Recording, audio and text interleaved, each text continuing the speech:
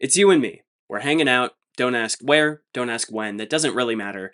We're hanging out for somewhere between 2.5 and 3.5 hours, okay? We don't talk the whole time. In fact, we don't talk much at all. See, over the course of this play date, we're gonna interact about 55 times in total. That's it. And those interactions, they're gonna be pretty brief, too. Each one, actually, it's gonna go like this. I'm gonna ask you a really difficult question, and you have, at absolute most, about 9 seconds to answer. And generally, you're going to want to answer in 3 to 5 seconds, if not less. You don't want to get up to 9. You don't have to get every question right. You're allowed to say, I don't know. Sometimes you can even phone a friend for help, actually. But you really don't want to get these questions wrong. And saying, I don't know, you don't want to do that every time either, because you're actually going to get money and a lot of compliments and a lot of good feelings for every question that you get right. And again, you're going to be dealing with the inverse when you answer incorrectly. You really don't want to answer incorrectly. Now, obviously, this is a really long-winded, figurative way of presenting a football game, right? With you as the quarterback and me as the defense in this scenario. That's pretty clear. I'm assuming you were probably getting tired of me dancing around that. But the reason that I wanted to frame things that way to kick off this video is because I want to highlight fundamentally what you, the quarterback, in this scenario are responsible for. You are a thinker. That is what you do. You process, you turn my inputs into outputs, answers, and you really don't want those outputs to be harmful. That's your duty. Just don't be harmful and try to get things right. Now, if you were to ask any thinker, any person, any processing machine even a question that does have an answer, to be specific, and they answered really quick, they're either really smart, like they knew the answer before I even asked, right? Or they were really wrong about something, right? Confidently wrong. Conversely, if they took a long time to answer, they're either really thoughtful, really careful, and correct, or maybe a bit slow, right? A slow processor and a poor processor. It took them a while to understand what the question was, maybe, and they probably didn't really have an answer in mind. Thank you for wasting my time. I'd like to talk about time to throw as a stat for quarterbacks, and I'd like to talk about how we talk about time to throw in this video. That's what I would like to do. I would like to talk about how quarterbacks have evolved as thinkers, as processors in the sport of football over time, and I'd like to talk about how this new generation of thinkers at the quarterback position they're changing the nature of our quarterback conversations and the nature of question answering at the position. Now, before we get started, let me be very clear. This is not a video attempting to solve quarterback discourse or anything related to quarterbacks in the sport of football. Rather, this is a video that aims to provide a lens for anyone interested to work with in relation to quarterbacks in the sport of football.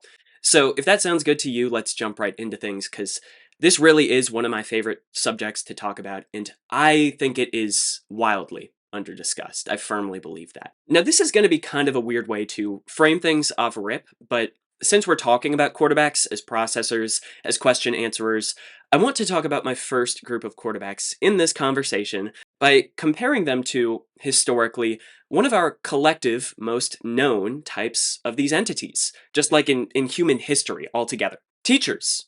Wise professors, academics. You'll see where I'm going with this when we get to the other three groups here, I promise.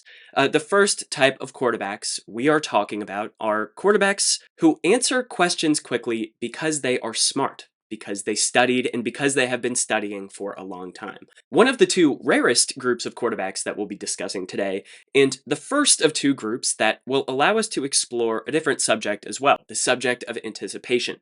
A very weird, interesting concept that ties into all of this mess pretty well. So historically speaking, some of the greatest quarterbacks in NFL history have been low time to throw players, low time to answer players, guys who respond to questions pretty quick and pretty correctly.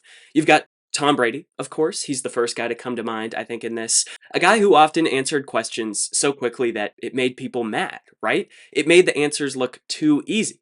Tom Brady was obviously not a very mobile quarterback, so this play style where he had to answer fast always, it worked perfectly for him, answering quickly no matter what, and studying, preparing, approaching the game accordingly. And Tom Brady, of course, he also has the greatest longevity of any player in NFL history. So much like a wise professor, with each year of question answering that he threw under his belt at the quarterback position, he became better and more efficient at answering these questions the next season. And what's more in all of this, Tom Brady is also one of the greatest phone a friend quarterbacks in NFL history. Remember how I mentioned that earlier? Because phoning a friend in the sport of football, it is one of the most underrated abilities that a quarterback can have. In this world, in this video, phoning a friend, what that means is checking out of one play and into another. Audibles, you've probably heard of those. Generally speaking, in this discussion, specific to quarterbacks, when a quarterback checks a play in a way that counts as phoning a friend, they're probably checking to a run. Maybe they're checking out of a run into a much easier pass potentially because they don't like how the defense is lined up. They don't like what their potential answer options are. We don't need to get too caught up in our figurative nonsense here. But either way, this act by a quarterback, it's a simple declaration. I could tell what question was coming, and I didn't like my answer options. Now, quarterbacks can't do this every play. That would be absurd, that would be exhausting, and there is definitely a such thing as doing this at the wrong time, too often and at the wrong times. Sorry, Caleb Williams, but we saw that a lot on the Bears last year. Your friend, so to speak, can't always help you out. Sometimes you just have to execute your initial planned answer. But the best quarterbacks, they know their friend, their external answer source, very well. And the best analysts, in my opinion, but honestly, this isn't even opinion, this is kind of objective, they are the analysts who recognize when quarterbacks pivot to this friend, what they're doing when they're phoning a friend. That's why a lot of former quarterbacks are the most informative analysts. Guys like Dan Orlovsky, Kurt Warner, Jalen Hurts, for example. We'll talk about him later because I don't think he's quite a wise old professor yet. But this past postseason for the Eagles, Hurts made a number of valuable checks at the line of scrimmage into Saquon Barkley runs because he didn't like what he had to work with initially. Or at other times, he simply thought Saquon Barkley had a better answer. That was the case often too. Hurts had practically a turnover-free postseason as a result this year. And sure, that meant that his stats took a slight hit, but that simply correlated with Saquon Barkley having some really big playoff games. To a lot of fans, Jalen Hurts underwhelmed in games leading up to the Super Bowl because of his lack of volume numbers. And to these same fans, back in the day, Tom Brady's incessant playoff wins were often underwhelming and unremarkable as well. His box scores were lame, and maybe a lot of the throws that he did make, they felt unimpressive. But in both instances, though, these quarterbacks, these thinkers, they did something very important. They knew when to reach out to that friend. On top of Tom Brady, some other great thinker quarterbacks, some wise professors in this conversation include Peyton Manning, one of the inventors, really, of the phone a friend method, and Drew Brees, one of the quickest release quarterbacks in NFL history. These guys, for their time, were some of the most consistently correct quarterbacks, professors, in all of football, and some of the most infrequently incorrect. Would they always be right? No, maybe not, but they're only human. And with that being the standard, we were all pretty impressed watching them play. In bad losses, their swift incorrectness, it often shined a light onto the flaws in their answer systems, their scheme, their weapons, maybe sometimes them, or the difficulty of the questions that they had to answer opposing defenses. We'd poke fun at them maybe, but overall, few questioned their greatness, their mental capabilities. Because in blowout wins, we saw just how sharp they could be, and in their long careers, we knew them to be the common denominators here, not their schemes, not their weapons, not their coaches. Going backwards, I'd say a guy like Dan Marino falls in this grouping, and a guy like Joe Montana, he marks the beginning, in some ways, of this era. The modern pocket passing greats who answer questions quickly. Montana, of course, was a part of the West Coast offense under offensive innovator Bill Walsh. A revolutionary offense, and an offense that was revolutionary specifically because of how quickly it provided answers.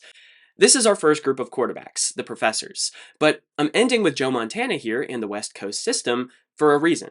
Because Montana, he was a great quarterback, there's no denying that. I mean, just look at the accolades. But he is a more interesting case than those other guys, and that's because of that system he played in and the coach that he played for. In fact, as outlined in a fantastic piece by coach and author Dan Casey on Twitter, the West Coast offense itself was actually created specifically for a pre-Montana quarterback who was somewhat unremarkable. His arm strength was weak, and he could not really be trusted to think for long periods of time. So that necessity, that weakness of Walsh's question answerer, that is what led the coach to create what he did, this system. Joe Montana, of course, was not like this guy. I mean, that's why he won as much as he did. He was a better player, but he is, historically, I would argue at least, the first quarterback to really reap the benefits of an external source of information, so to speak, in a true drop back passing offense. That source of information, as I'm sure you put together by now, is scheme. That's what I want to talk about next in all of this. There's nothing wrong with having answers handed to you from time to time, but it does create a type of thinker, a type of processor that is different from our initial group, different in a way worth highlighting. Our old wise professors are one thing, but it's time to talk about group two here. A group that I'm going to call, and I beg you to stick with me, students using Google. If you ask a professor a question, a professor who is an expert in their craft, in their field, a question that does have an answer, to be specific, and they answer pretty quickly, they're probably going to be right, right? They know when not to answer, they know when they could be wrong, when they might need to reach out to someone else or something else. If you ask Google a question, though, it's still probably going to be right most of the time, impressively right at that, little uncertainty. I mean, it's pretty impressively programmed by now. But right or wrong, it's always going to answer fast. And there is a higher chance here that their fast answers are wrong, Google's fast answers. Like, really wrong, which could be really embarrassing. I have to be careful when talking about my Google quarterbacks, my second group here, because I do not want to make it sound like I only view these guys as vessels, as if I view them as thoughtless machines only capable of regurgitating answers according to whatever their program, their system, scheme, coach informs them to do. I don't want to sound like that's my argument because, I mean, fundamentally, these guys are all NFL quarterbacks at the end of the day. That's not easy to do. It's just that they're not wise professors, exactly. Not yet, at least. They're a part of a newer generation. Professors in training, hence my usage of students. Students using Google. They've got a bit more of a crutch than that first rare group that I highlighted, but someday they may not need it. I'll start this group with a guy who I think we can unequivocally agree has played with more of a crutch than most quarterbacks. Jimmy Garoppolo. When Jimmy G was a starter in the late 2010s and early 2020s, his stats were incredible. He got answers right a lot. He's a dropped interception away from being a two-time Super Bowl appearing quarterback. I mean, like that's hard to do. But as I alluded to with this model, when he was wrong, he was confidently wrong, embarrassingly wrong. And that's what I find interesting, because both when he was correct and incorrect, it was for the same reasons. Trust in his source, in his Google. That's what I'm talking about. Anticipation.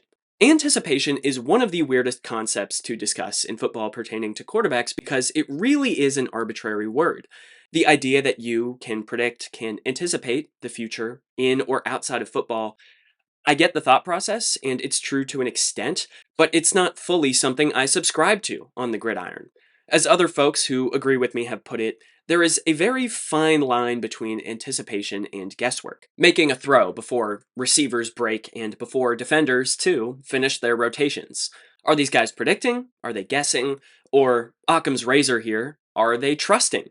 The answer is trusting, at least to me. That's what I think. That's the only thing for sure that we know is going on here.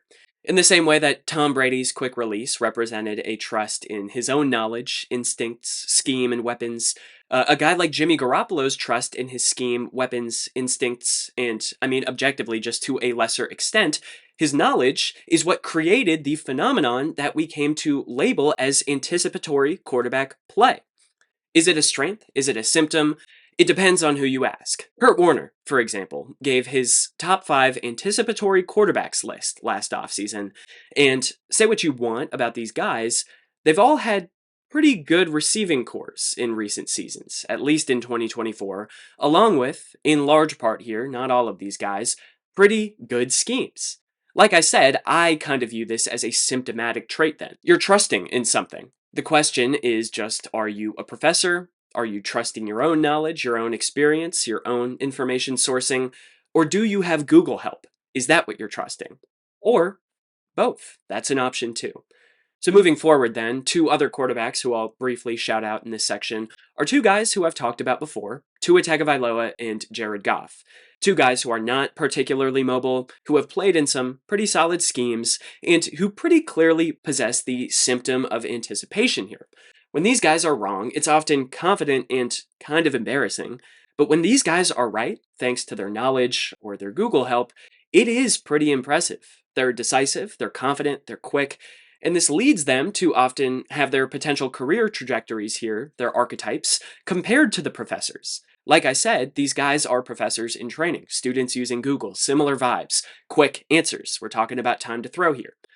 The main difference is really just that means to that end.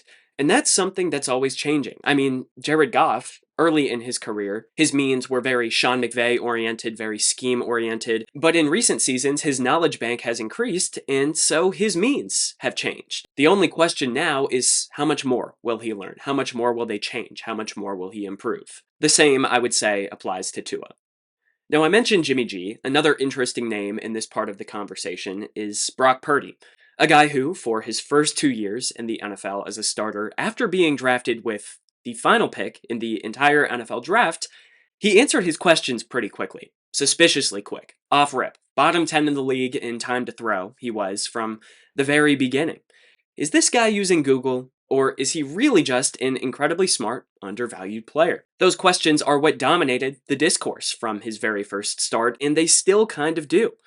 Brock Purdy, he's really interesting because he's kind of evolved since then, even though it's only been a couple seasons. I wouldn't say he's evolved too much as a player, as a talent, like it's not like he developed some new skill overnight, but he evolved in his answer style.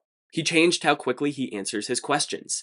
And that is quite interesting, along with it being a great segue into our next group. Alright, so if the old wise professor here is the oldest, rarest version of thinker or processor, question answerer that we have, and if the Google adjacent student comes next, what follows? Do we have anything new? A new question answerer, thinker, tool? Something that's still pretty raw, nowhere near its final form, something with lofty goals, a lot of potential, something that's still got a lot of flaws though, a lot of immediate problems that cannot be ignored. Are you thinking it? I'm thinking it.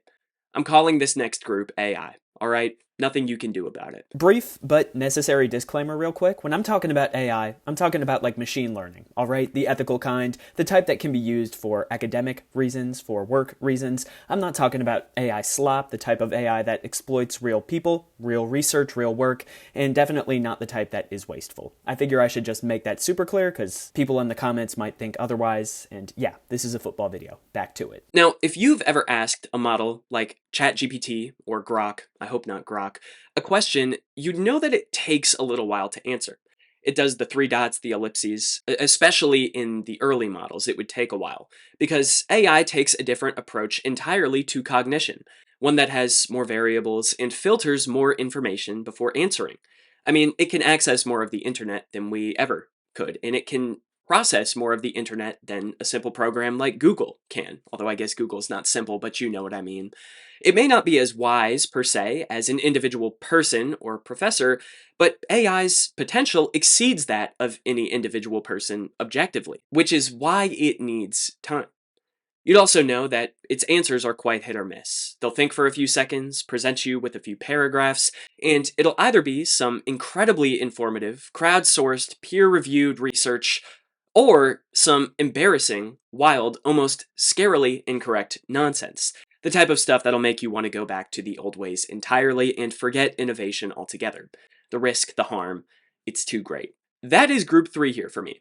Quarterbacks who take longer to answer their questions, quarterbacks who aim to find new, exciting answers to traditional questions, and quarterbacks who, in some ways, negate, at least for now, the positives of their approach due to their own inability to mitigate negatives. They're just too reckless. Again, at least for now, for the time being. Do you have faith? Now, I called Brock Purdy a segue. He's not really. I would say that he does a pretty good job overall, relatively, of avoiding negative plays. But I do think that at the end of 2024, he kind of found himself caught in between worlds. After 2 seasons of incredibly quick and likely Google-assisted answers in the Shanahan system, this past season, with reduced trust in his weapons, due to injury mainly, and a reduced trust in his scheme, Purdy found himself pivoting to AI altogether, so to speak. His time to throw rose from one of the quickest in the league to one of the longest. Few quarterbacks had more long dropbacks than Brock Purdy last season, and few quarterbacks took off and scrambled more too. That is definitely a change of pace from Jimmy G, right?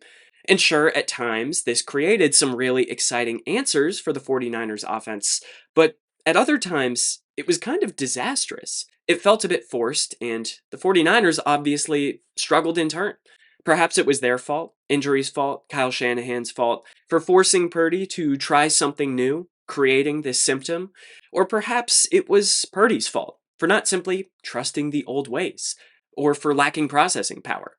But Brock wasn't so bad because I wouldn't say that Brock was fully AI. We know what he's capable of routinely from the pocket. We know he's capable of having a low time to throw, of answering quickly, of playing a more traditional style of quarterback. You want full AI? I'd point you in the direction of Chicago.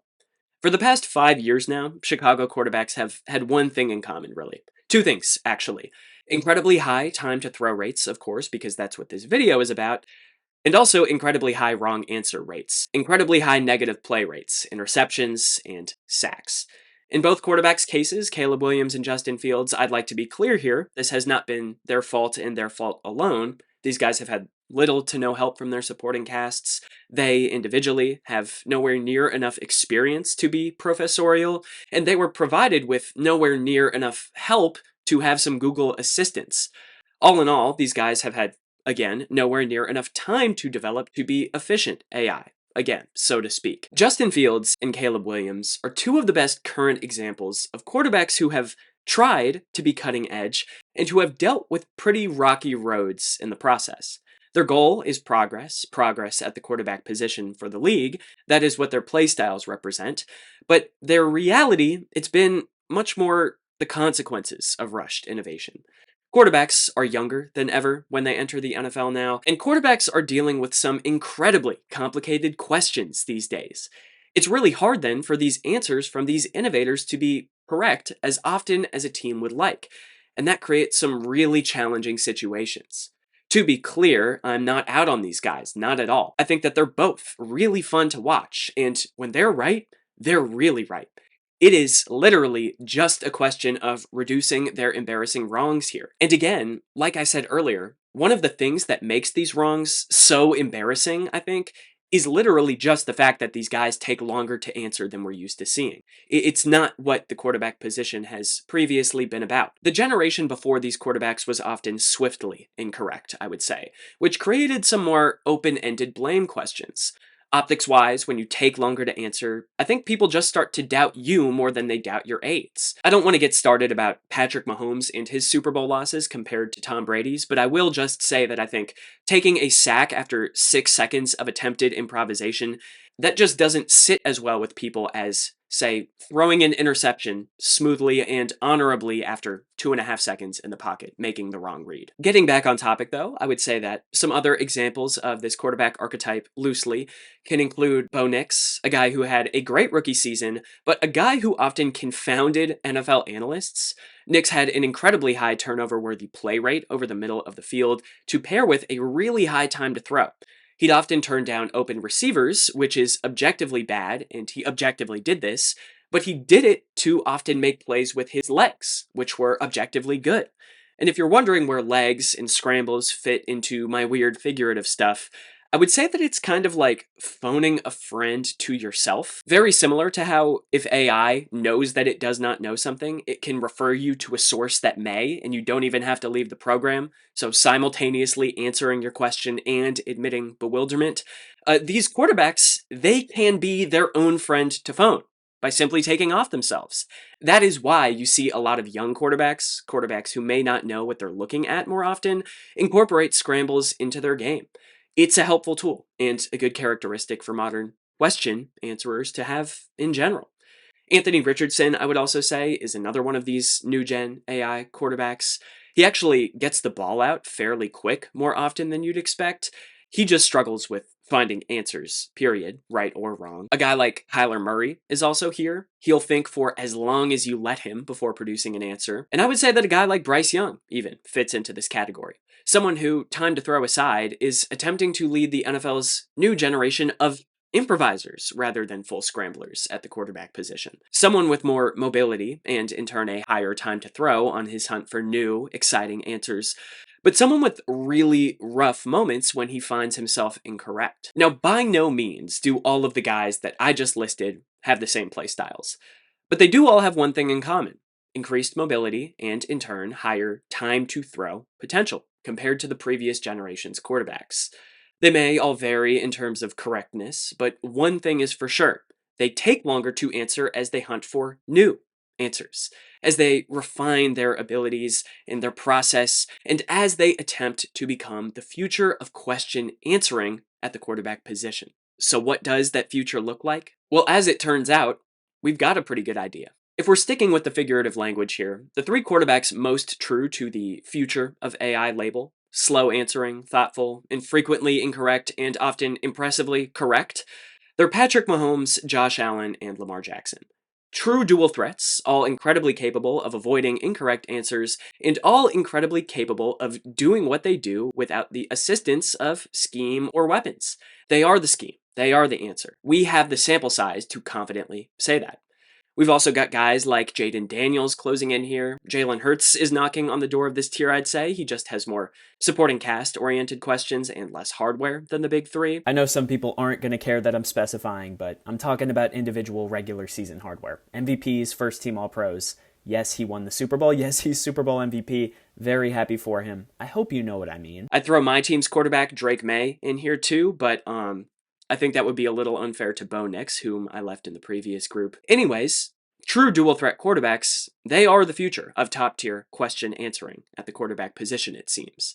The key to finding correct answers as often as possible and avoiding incorrect answers as often as possible without needing help per se seems to lie with quarterbacks who take longer to answer and who are incredibly refined and careful with how they answer. Quarterbacks who are also simply programmed better. They've got more athleticism than the previous generation, if we're going to do the AI versus professor versus Google thing. Now, this is not the only path to success at the quarterback position, obviously, in this day and age. Let me be clear again here. We've got guys like Joe Burrow, Justin Herbert, CJ Stroud, Jordan Love.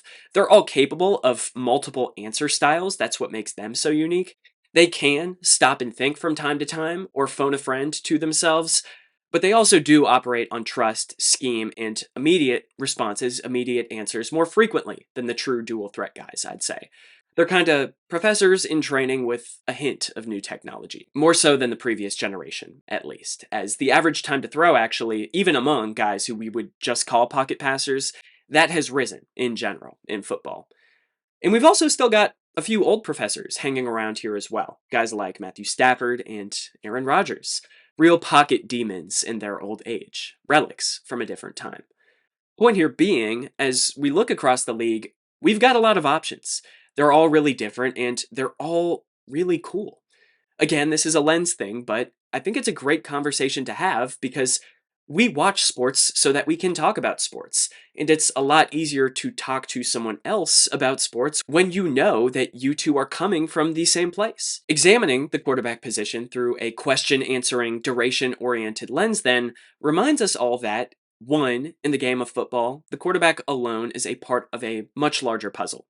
You always need external, additional information informing your answers. While they may be the primary individuals in charge of responding to questions, their friends matter, and so do their resources. They matter quite a bit. But secondly, this lens, it also reminds us that in the game of football, there is not just one correct way to answer a question. The wizened, experience-oriented perspective of the old professors, that can be great, but so can the Google-assisted, scheme-assisted, quick, confident answers of the students. Students who may someday become the next generation of quick answering professors. The pocket passing greats is what I'm talking about here. And quick answers, they don't have to be the only types of answers that we deal with. Long-winded, complex, correct answers from the next generation of quarterbacks with better coded, embedded athleticism, that can be awesome too. Sure, they take longer to answer sometimes, and sure, their path to success may be more challenging, the process of correctly filtering out wrong answers, but the payoff when it hits from these guys, it's remarkable. And the ceiling for these guys, that may not have yet even been reached. The soon-to-be dual threat greats, that is the other group that I'm talking about here. To wrap this thing up, knowledge, answers, responses to questions, they constantly evolve in this sport, and that is one of the reasons I love it. They constantly evolve in the same way that these things evolve in the real world.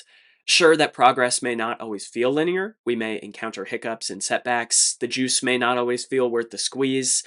But that should not stop us from trying new things, pursuing new answers to old questions, and new answers to new questions, however long that may take.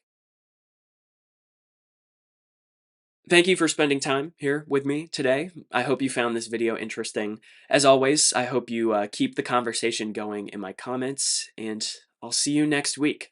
I want to make it clear these videos, they would not be possible without your support, so just know how much I appreciate that. You can find me on TikTok, you can find me on Twitter, you can email me. Anyways, that's everything. Thanks again for watching, and I'll see you soon.